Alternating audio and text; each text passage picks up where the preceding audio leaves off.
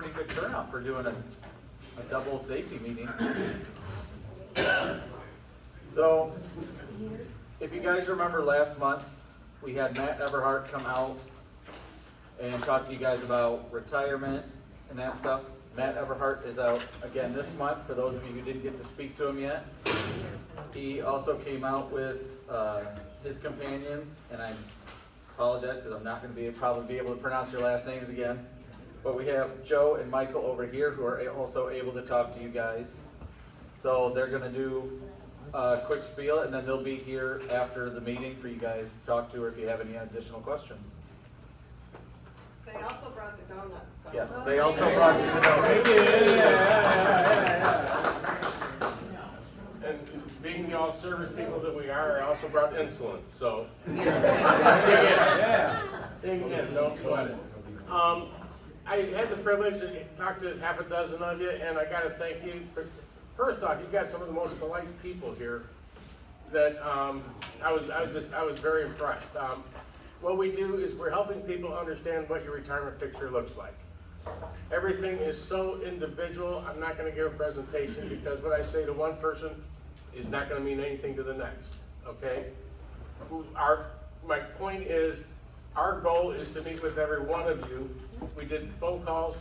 Could be as short as 10 minutes, could be, got into something a half hour at the very longest. But we want you to understand your pensions and what your retirement's gonna look like. And if you wanna change that picture, we can help you change the picture.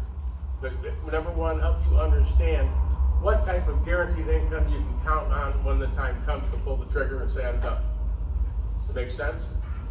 Okay, the key things I've run across is that I would hate to have happen is that somebody quits a month early before they get a pension.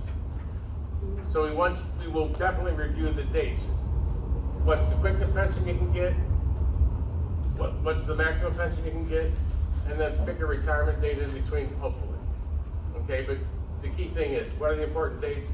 We'll help you look into Social Security. That's more guaranteed income. We want you to understand what your retirement income is gonna look like, period. That's about it. So I urge you, we have sign-up sheets. I'm from Peoria, and I'm a lot nicer than those guys and better, quite frankly. However, you want local representation. If you need to meet with somebody face-to-face, great guys, and they're very good. Mike is a financial planner, so if anybody has any of those questions, he's the expert on that case. Joe's been doing this for a long time. He's knows a little bit about everything. So we're a good team, we work together. Get on our calendars, whether it's one of us putting you on our phone so you're in the calendar, or we have sign-up sheets available. Get us your name, email, phone, and then how best to contact you, and also when's the best time you want to meet with us. Okay, so I strongly urge it. If you've done it, great. If you haven't, get on the list and we'll help you try to figure out what's going on. Joe, Mike, you want to add anything? All right, I'm going to go grab the donuts for the second shift.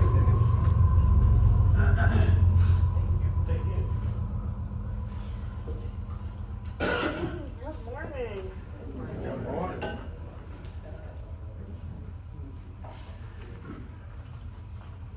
All right. First off, birthdays in May. Shirley King. Rick Croker. Kelly Madden. Dave Kuykendall. Oh, Dave. Hey, Dave. Mike Lockett. And Matt Johnson.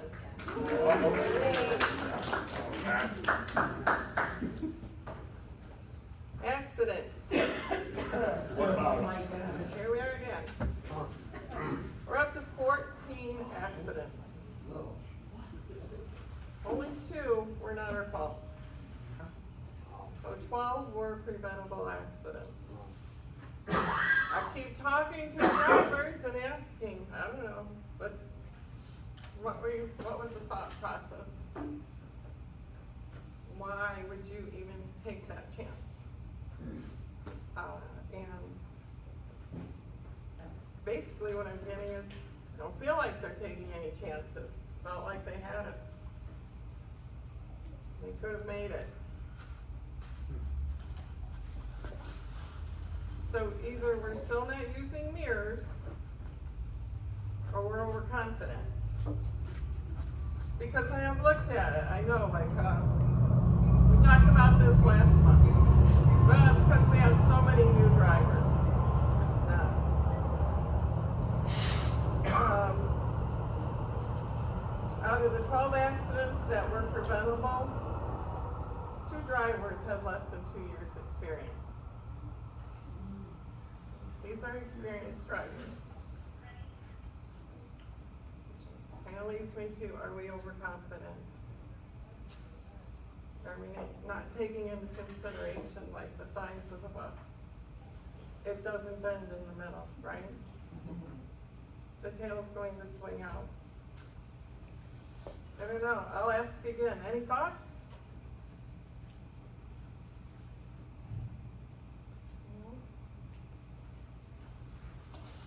All right, I'm not gonna harp on it, because it apparently doesn't do any good. I am going to say though, one thing that I take into consideration and that I've, talked with my boss about is, it is not going to be the same as it was. Remember the time we went 400 and some days without an accident? The roads are busier, right? There are people on their cell phones that are not paying attention. Well, one of the biggest things is, and I'll give you some stats here, collectively, in one day, we've traveled 2,100 miles just for our routes. Okay, we're in 60 vehicles, 60 different places. We travel to 11 in-district buildings and 14 out-of-district buildings. And that doesn't include our 12 plus program where we may be going to the church or to Walgreens, or we haven't even included that. It also doesn't include field trips. Not an excuse for not taking chances, for not calling us and saying, yeah, I'm not sure if I'm gonna make it through here, or for simply waiting and seeing if somebody will move a vehicle for you. And Matt and I keep saying, call us. We will come out there. We will help you. We will knock on doors if we have to get them to move a vehicle for you. Even to strategize, could you go up one more block and not have to make a turn with somebody sitting right there? And maintenance vehicles around you?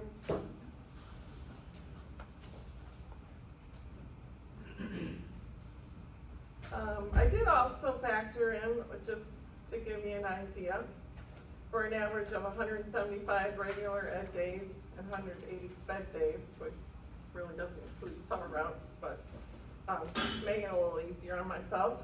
We travel about 365,000 miles a year. Alright, so again, we're not gonna get through a year without having some minor fender benders. What we're saying is think twice, call us to help. So that, you know, maybe we can eliminate some of these, Pamela? What's the ratio with the accidents between the large buses and small buses? I'm thinking my head. I think, other than Sue, I won. Well, that was not my fault, let's clear that. I was about to. Give me a chance. Back it up. No, don't back up. Yeah, don't back up. I don't know how many times you have to say that. Big buses to little buses, I was thinking Sue's was a small bus that was hit. Not her fault. It was a hit and run. She came back. Was it that box? No, it wasn't a fox, we forgot a fox. It was a box, we bought a fox. Are they mostly on turns or trying to get through a narrow? So, yeah, they're side swipes. and they're turning, whether it's you're turning too tight or your tail end is swinging out and hitting a car. And poor Matt has been out there how many times this year? Going over again and again and again with drivers, you know, how to handle those turns. Do you wanna talk? Do you have anything to add, since you're out there with them? As far as like what I'm going over with them? Or- I mean, it's gotten to the point to where I set up basically almost an obstacle course of sense. A couple of drivers have gone through it, and I set up cones, and you have to weave in out of them without hitting the cones. And more times than not, the drivers know exactly what they're doing, which leads me to, we're not watching our mirrors, or we're not paying attention. You know, in the real world, it's just never set up exactly, it's always, variables, it's just like. That's correct, I understand that, but that's why when I have them do this, you're treating those cones as if it's a parked car. It doesn't matter where the car's at. It's parked anywhere, it's still gonna be in the same spot when your bus collides with it.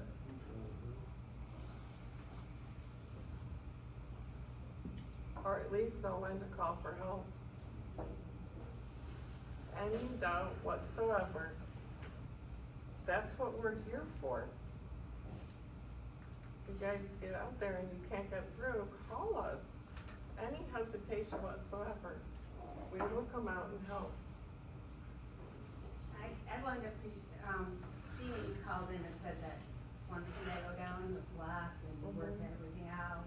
I just think we all should communicate to, on the radio and say, hey, I see something blocked on this street, maybe whoever drives on that street, kind of help each other out, so they don't get in a situation like they can't get down there. I agree 100%. I have had drivers come in to me and say, how come no one communicates here?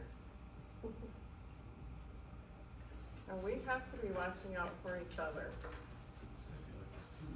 Even if you don't know their name, you know the bus number, right? Typically, you know what bus is going down the same street as you. If you hear someone calling and asking for help, jump in and help.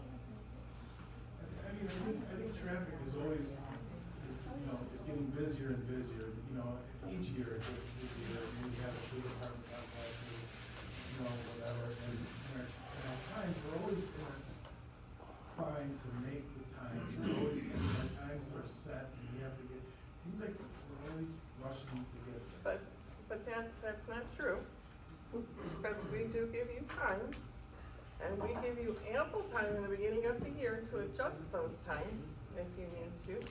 We've had people come in the middle of the year and say, it's not working anymore, don't know what's going on with the traffic pattern, but it's not working. And it's one thing that we continue to say as well. You should not be racing. We've gone over it. We have a text system now. 30 called in, we sent a text out to the parents that bus is running behind on their elementary. There's never a reason to hurry. There's never a reason to say, you know what, I don't think I can make it through there. But I'm guessing what's going through somebody's head is, well, I'm gonna be late for my next route.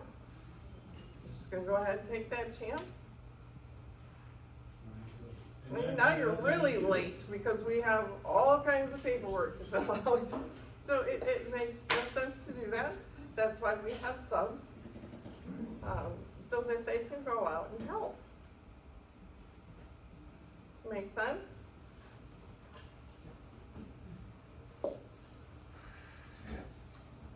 And even if we don't have a sub sitting, we'll send a text out to the next route. Your bus is behind. Any questions? Any other thoughts? No? I do still say you guys are doing an amazing job, really, with the amount of miles that we travel. I think we just have to get past this one. Call in for help. If we have to route a different way to drop off because there's a blockage, Mm-hmm.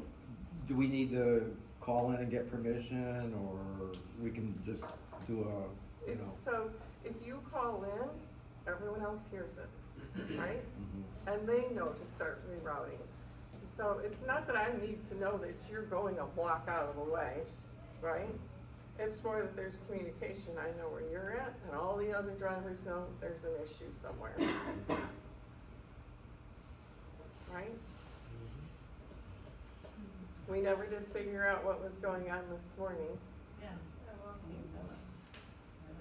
It was weird. I talked to security, they said it was a couple of rollovers, but we never heard anything on the scanners. We didn't. I said, okay, I just wanna make sure we drop the kids off at the middle school. It seems awfully weird. Gary, can I piggyback off of this? So, the signs at the high school have all been pushed forward. Oh, yeah, we were gonna touch on that. The sign at the high school. So, I know we've gone back and forth with that, whether you can make a left out of there. And I think until one of us gets over there to see, like, how bad it is, we should probably be taking a right. Our track record is not very good right now. So, if you think about how many vehicles are over there at the high school, I don't know about, taking that left out of there. And I know you're gonna have to sit longer to get out of there. So that's part of the issue though, it's not just being longer. I started taking a right out of there at the beginning of the year, and there is so much congestion, and you've got parents parking there and kids and whatever. If I take a left, it's far easier and far less traffic. Right. Yeah, it's safer turning There's a left. very obvious Don't get signs. part if you take that. Yeah, and that's what we weren't there to see, and we were gonna bring up today, like, what needs to happen. Slid the sign back a little bit, so it's not as bad as it was, Okay? Yeah, but, that's all. yeah, Has it been moved? Yeah, they just Yeah, moved yeah. They it. did, okay. Yeah, yeah. It's right on the curb. it's right on the yellow line. No, I'm saying, There did is someone no- move it Yeah, back? yes. So- It's moved So- back this slope. Somebody moved it a little further west, Okay, so the tail swing should be fine now. okay. But the problem, like Pamela was saying, the problem is when you go in front of the school, I mean, Their that's more of a triple safety arc hazard is because bad. of Okay. the congestion. Okay. And when you're trying to get out onto Anderson and all of the kids from that side lot are leaving, they don't know how to drive. You know what I mean? Right. Okay, so it sounds like taking that left is safer. Which sounds counterintuitive, but Bill? There's also a car, sometimes that car will park yeah, in that corner, Yeah. and you have to get around them. Mhm. they really need It's to. just like our street, but you've got the other traffic on the other side of the street you're trying to get through, but just yet. Okay. They need somebody out there, cause they double park. Well, like when I go in to the bus thing, if I'm not there early enough, they won't even let me get in there. It's bad. And then they double park on this side, and then they single park on that side. And then when the second wave starts coming, then there's just nothing. You can't, it's gridlock. Red and a water. And they even park like all the way up to the corners Yeah. of the diagonal, like, Yeah.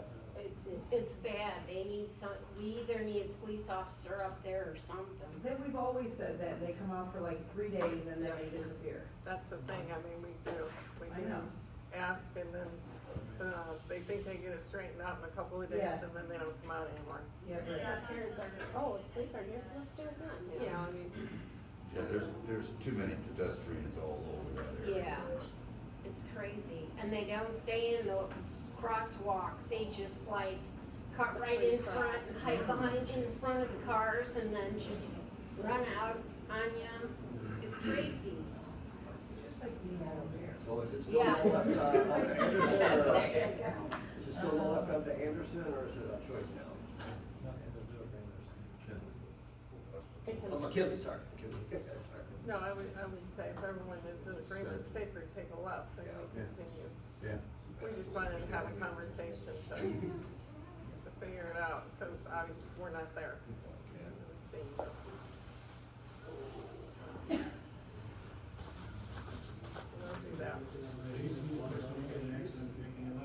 Right, I know. That's what I was sitting here thinking. Well, it's slower if I went down and look.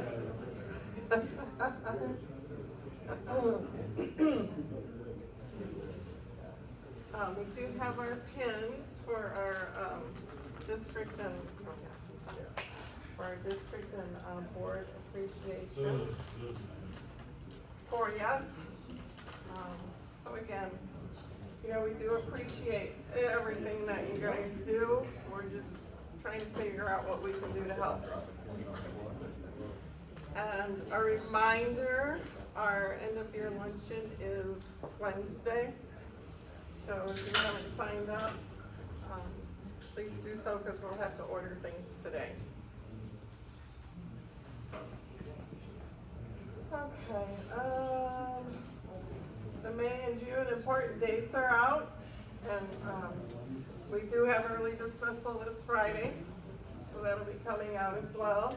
You should have received the bid times on Friday for the 23-24 school year.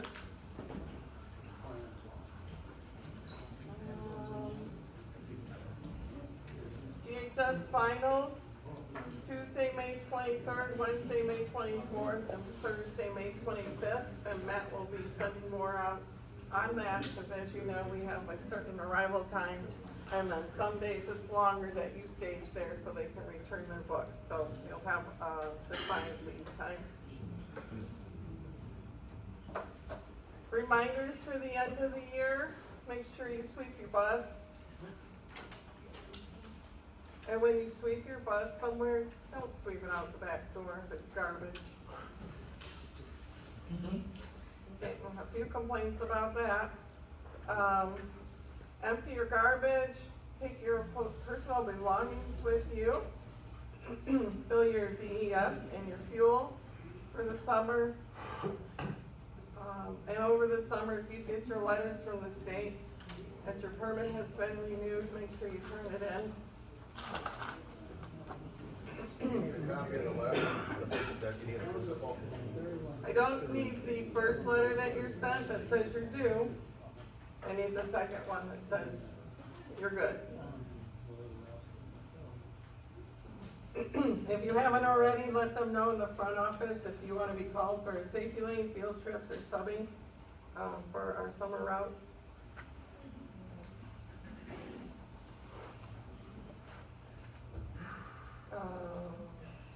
Turn off the coffee burners. If you take the last of the coffee, how many times we walk out here and it's burnt coffee smell? Just turn it off. They don't turn off on their own. You gotta turn them off. And if you spill, wipe it up. We don't have a maid here, all right? If you spill something, wipe it up.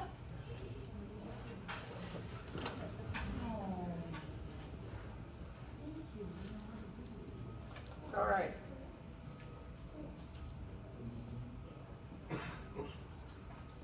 I have had quite a few people come to me this year and the end of last school year and tell me they have no choice but to go on vacation because their family planned it without their knowledge. I have never had somebody plan a vacation for me and not check to make sure the dates are okay. It's not acceptable anymore. Put it out there now. You need to let your family know. Don't plan any vacations without asking you whether you can get the time off or not. Okay? You're not even supposed to be taking vacations during the school year. We tried really hard to work with people who had special occasions coming up. So let's just be fair both ways. I get it if you have a special occasion coming up. But no more excuses.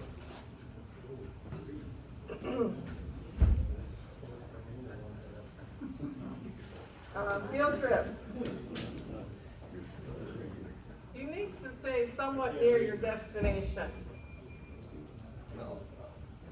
We cannot be driving 20 miles to go somewhere to eat and come back, or 30 miles home and go back. So, if, what?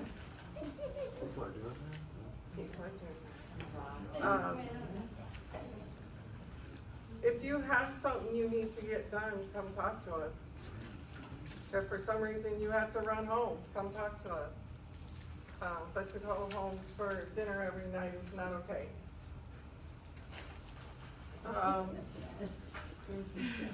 Thursday, May 18th, and Tuesday, May 23rd is when middle schools are going to Great America. Just so you guys have an idea what's going on those days, I'm sure Matt has blacked them out. And then, May 25th is the 8th grade picnic. So that'll be a crazy day too. Pretty much every day from, Yeah. for the next 3 weeks. But we can tip in the herd. Any questions on any of that? Are they gonna do the swimming this year? It says 8th grade picnic, so I'm assuming, yeah, it's kind of a combined, where they're at the pool, but they can also go play ball if they want to. Do we get a medal on that, on those days? Great America. Oh, we can send something out. Anything else? Subs are allowed to sign So- up for Great America. Pardon? Subs are allowed to sign up for Great America. Matt, how do you handle Great America now? Is it second round for subs to sign up still? I mean, it's one of those like, no one can do it, right? Because we do it every day. Yeah, it's always been second round. Unfortunately, it's still we drop them off. One bus will be lucky enough to stay in case something happens, but everybody else has to come back. So it's dropping picks? It doesn't say. That's what we did last year. That's what we did last We've done year. it for 2 years in a row now. But it doesn't say that on the sheet. Oh, Yeah, it doesn't say that on I'll have to look at it. But it has been a drop we in need pay. you back. Right, because of COVID. So we leave one person there just in case. If they can settle somewhere. I had to look at it just where they were going.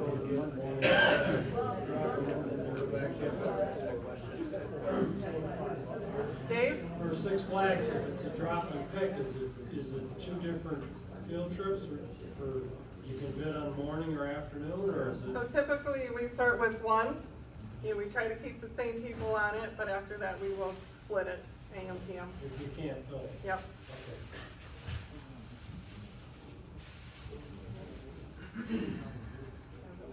Which one are we starting with, the brakes? Just want to show this to you. With 3 weeks left, in case you're getting frustrated with the kids, what not to do. Apologize, the rain and my allergies have gotten too long.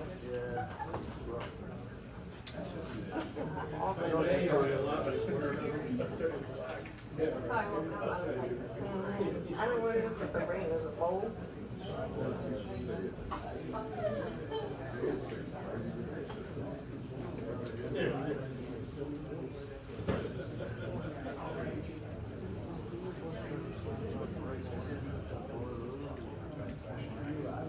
That has lots of people asking, what was he thinking? A school bus driver intentionally slams on the brakes. He says he was trying to teach the students a lesson to stay in their seats, but parents, including this mom, are outraged. Here's Les Trent. It's the video that's landed a school bus driver in hot water.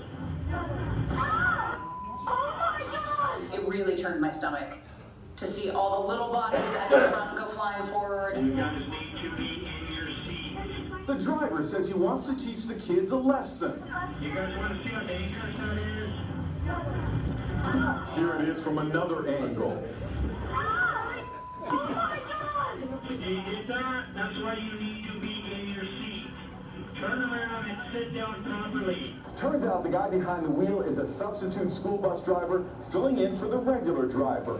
One of the youngsters had the wherewithal to call her parents. The driver tries to explain his actions to the dad of a shaken student he just dropped off. They were bouncing all over the place. I was coming to a stop, and I hit the brakes hard. because they were not listening.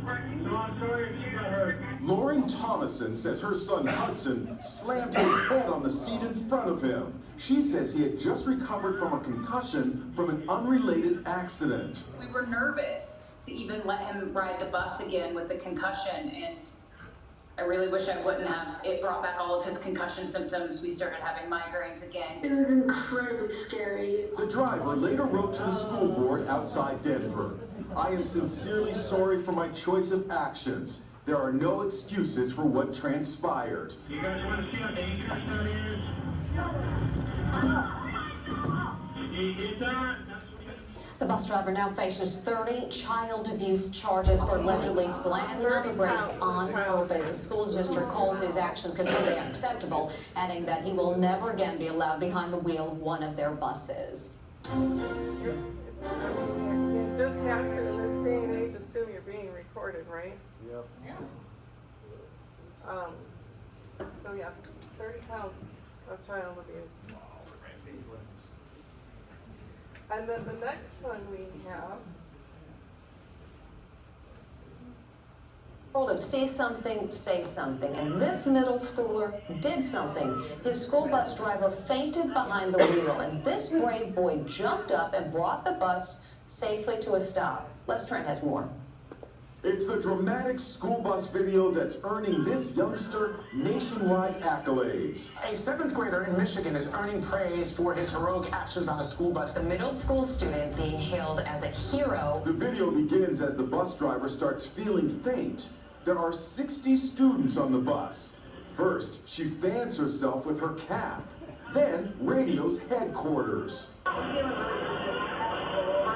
But before the driver can pull over, she loses consciousness. That's when 13-year-old Dylan Reeves jumps into action and saves the day.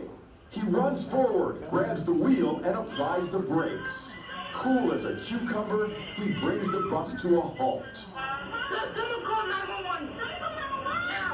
Here he is in slow motion. You can see how calm Dylan is the whole time. He even tries to put the bus in park. Now he's getting the hero's treatment at his family's home outside Detroit, and from lots of others too. I am so proud of Dylan. The school superintendent honored this modest young man at a news conference with his mom, dad, and sister. To do something like this just fills my heart. We got a little hero. Dylan says he wants to be a fireman someday, but he's already a hero. That he is. The bus driver is currently in the hospital recovering. amazing. I don't know at that age that I would have done anything, right? We're just at, like, we're talking in the office trying to figure out, you know, has someone already gone over this with him? Right? Well, I read an article on that, and the parents said he might have done that because he's not allowed to have a phone on the bus, so he's always watching and he had observed, so he knew what to do. Right. If I'm just amazed though that he just got up and did it, and not only did it, but then he said, someone called 911, like he totally took charge of the situation. And so, the one thing that I had read about it as well is that it gives you a good reason to not have all of the little kids up front, to maybe have one or two of your older students up front. It would help too if you had to evacuate, if they were up front to help. I have students on my bus that I think would do something like that. Yeah. Yeah, and I would think too, maybe if you grow up in a rural area, you know, you might have driven a tractor before, have some kind of knowledge of it. But your typical student probably wouldn't. Thoughts on that? Questions? I'd just like to go over some of the stuff in the news just to keep us thinking about what could happen or what we could do to prevent something from happening. Question. Yeah. The situation, I was surprised when you watched the young man, they didn't know about the service brake or the emergency brake. Do you have any experience with other school transportation departments? Have you ever historically let students know that if a bus starts rolling or whatnot, that one app would secure the bus again? And, you know, in my mind, I can think of abuses that you don't wanna think about, you know, a prank or something like that. But the idea of one or two appointed students who might be given that information, of course, that information goes out to all of them at that point. I don't think it's gonna hurt anything to let the students know where that emergency brake is, number one. And number two, how to use the radio, Yeah. right? I mean, they all have cell phones, you know, and their direction should be call 911. Don't try to figure out how to call us, do you know what I mean? Let's Yeah. not waste time on that. But if you do, teach them and they can figure it out. Secondly, call base. But then to pick up on what you said, I like that idea of one or two students on the bus that could have a front row seat and be a driver aid in some fashion with some tidbits Right. that gets us all pulling together Yeah. with them. And it doesn't have to be a whole lot of information, right? If they don't know, call 911, they'll sort it out, right? I would think. Mary, this is covered pretty much on our bus evacuations. It is. It is. It is covered in our evacuations. I don't see it over there. Medical emergency, what the students should do. It's certainly not gonna hurt to have the regular driver confirm that, yes, if there's a problem, I want you to do this. Here's the emergency brake. Tell someone to call 911. If there's time, get on the radio and let them know there's an issue. And these are the kinds of tokens that you could use, you know, to award to the students for their badges to wear, that kind of thing. Yep. Anything else? Play Jeopardy? Yep. Did I forget anything? I don't think so. I think we got it all.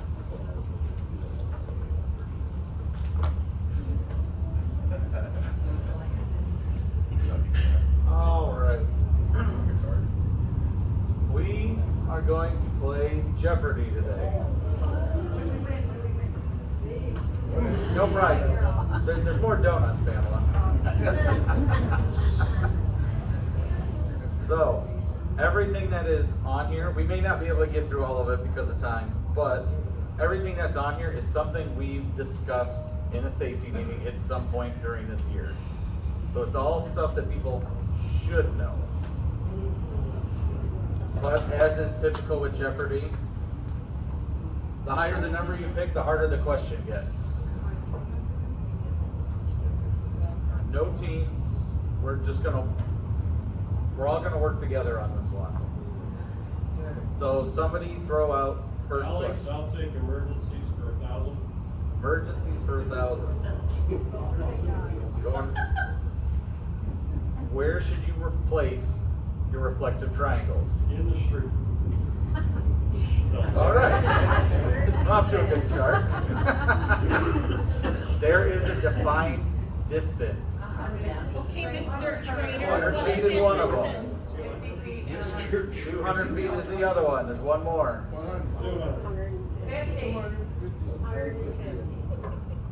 10 feet in front of the bus. 10 feet in front, 100 foot behind, and 200 foot behind. All right. Somebody throw out another one. I'll take student management for 200. Student management for 200. When should the bus rules be made clear? At the beginning of the year. What is?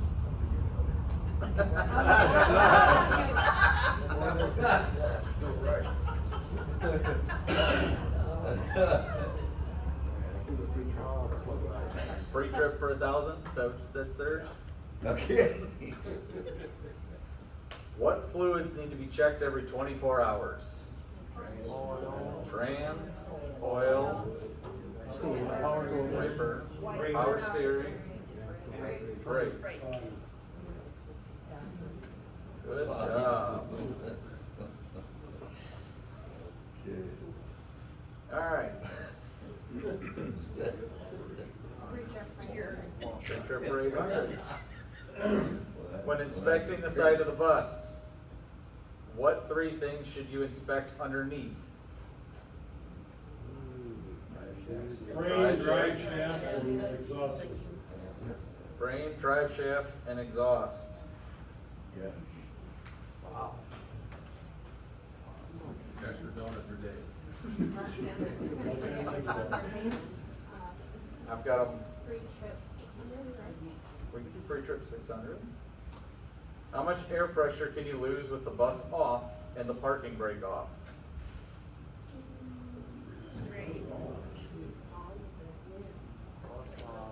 Close. 2 PSI with the brake, parking brake off, and the engine off. It is 3 when you are applying the brake. Which, if anybody has wondered, just a little tidbit there, in between routes, I've done the timed, and your tank can go from full to empty and still be within limits. Because I know that's been brought up in the past. I get back from my PM route and the air tank is empty. If you have an air compressor at home, then you know they bleed down over time. That's perfectly normal.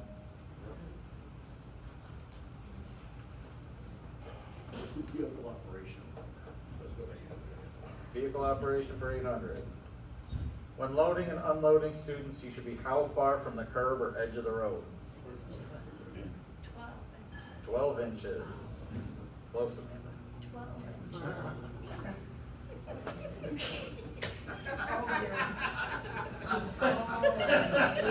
Going down the tube, man. God. All right. Special needs for 800. What are these called? 5-star seats. 5-point star seats. Doesn't matter if they're built into the seat, if they're portable, they have the same name. They act the same. And yes, they can be put in a big bus. 1,000 for special needs. Jackie's going big, all right. Who is responsible for everybody on the bus? It is the driver. Ultimately, it is the driver. I know that seems like an easy one, but I know parents buckle the kids into the star seats. The monitors do it, but it is ultimately the driver's responsibility to make sure everybody is secure.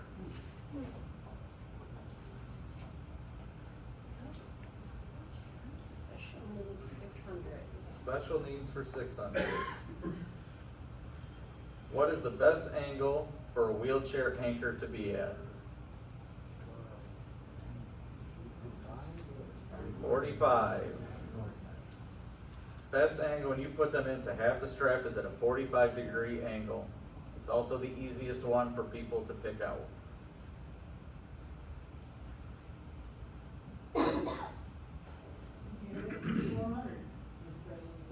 All right.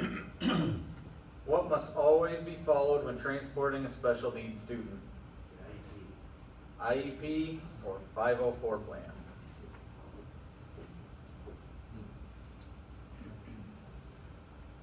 That means if it says they need a buckle guard in the IUP, we cannot quit using the buckle guard just because they're doing a good job.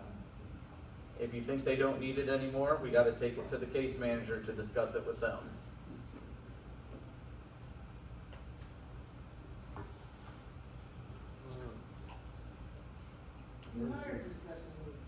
Alright.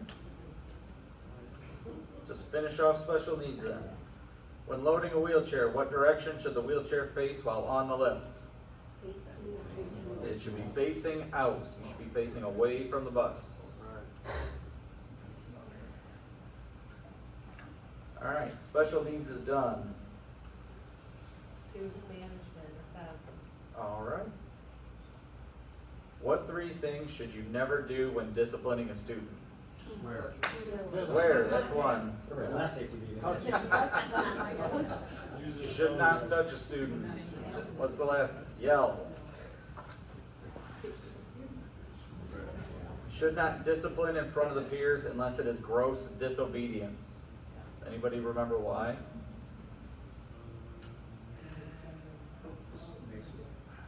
It just makes it worse for the situation. You're picking them out in front of all of their friends. If you're gonna, you always praise in public, but discipline in private, unless it is gross disobedience.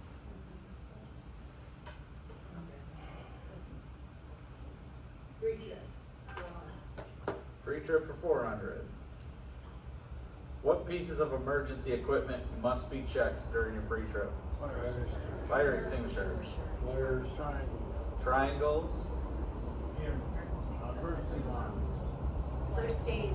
First aid. There's one more. Radio? No, it's Oh, the window, side windows. Fuses, and that. fuses. Fuses if equipped. We do not have fuses, but it's still one that you're supposed to know. And body fluid kit, which we do have, is supposed to be checked.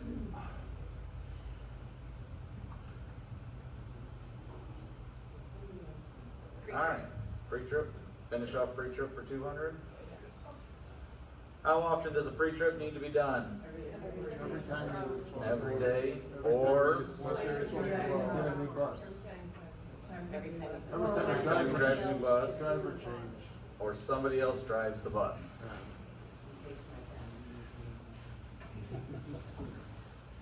Alright, pre-trip and special needs are done. Emergencies for what? We've done 1,000 already. 800. What would be cause for evacuation? Fire. Train. Actually, I forgot to put that one on there. Accident. Flat tire wouldn't necessarily be. Weather. Oh. Gas, hazardous material, The weather. in a bad location. I did forget to put train on there, but you guys got the rest of them? And then submersion. Very, very unlikely, but if for some reason you ended up in the water, obviously. Will the seats become flotation devices?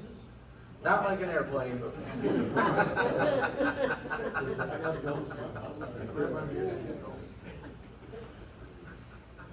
All right. Emergencies. We've got 2, 4, and 6 left. 600 for emergencies. Where do you go if you hear the tornado sirens go off? School, fire department, church, police department, correct. Or if you're one of the few that go out of town and you don't have one of those around, the closest place you can get inside of. Can you come here? If you're close here, we had that We had happen. students.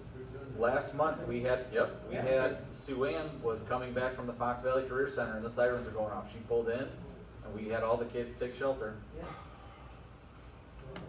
Just gotta let us know you're coming in here.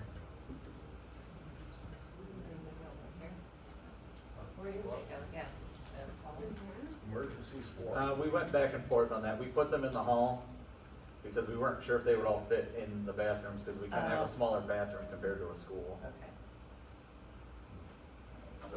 Next one. What's left is anything in vehicle operation except 800, emergencies for 2 and 4, and student management for 4, 6, and 8. All right, I'll just start picking them then. What are 3 ways to help maintain discipline on the bus? Not duct tape.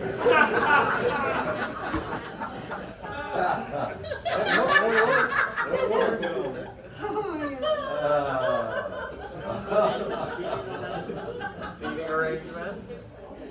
That's a good one. Explain the rules. Explaining the rules. Right now. I don't know. Be fair and consistent. Use positive reward and use your students' names. I cannot bring that one up enough because I've ridden with most of you so far and probably half of you know all the students' names and the other ones just say hi.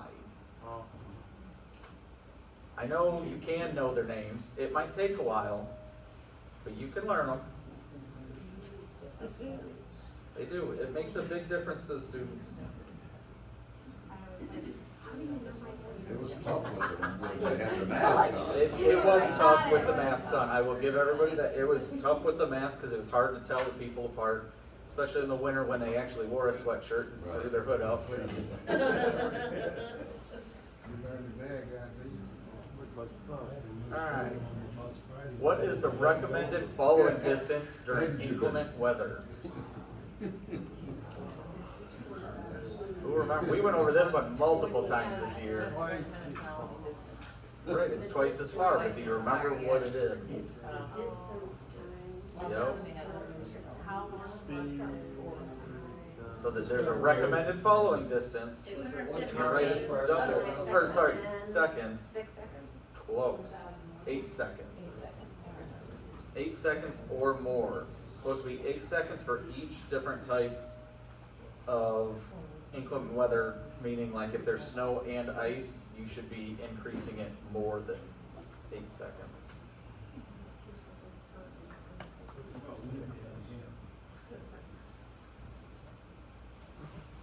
Alright, let's do.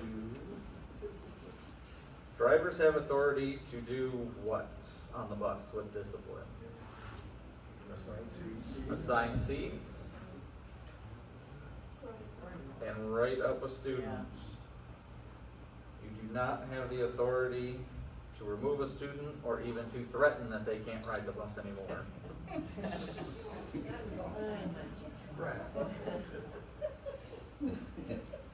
We'll finish off student Can you ask them management. if they like riding the bus? What's that? Can you ask them, do you like riding this bus? That's one way to do it. It's That ain't getting really close. impressive. Kind of, depends on your context. Because you keep this up, you might not be anymore. When should you pull over for bus discipline?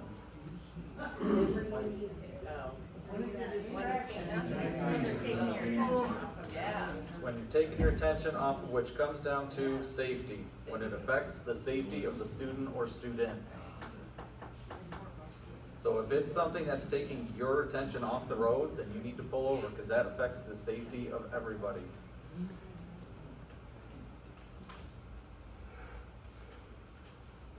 Alright. How far from the railroad tracks do you activate the hazard lights and how soon do you stop? 100 in And 15 Yep. feet. 200 in rural, 100 in urban, and 15 to 50 feet. Bingo. Yep, I accidentally clicked the wrong button. I'm gonna join in. What area around the bus should you be able to see with your mirrors? The danger zone. Does anybody remember how many feet the danger zone is? 10 feet.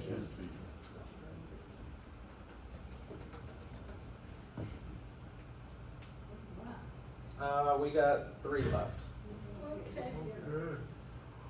When should a driver back up a bus?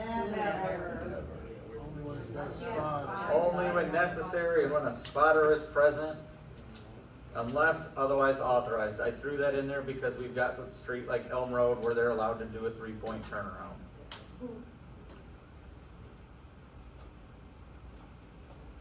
What is the first thing you should do in an accident?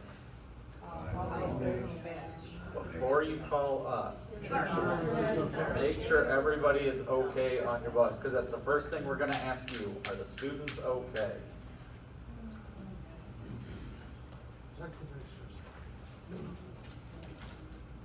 What should be given to police when they arrive? Insurance, registration, student list, and driver's license. There's the last one. I hope you don't have a parole card. Something did not come up on your background check.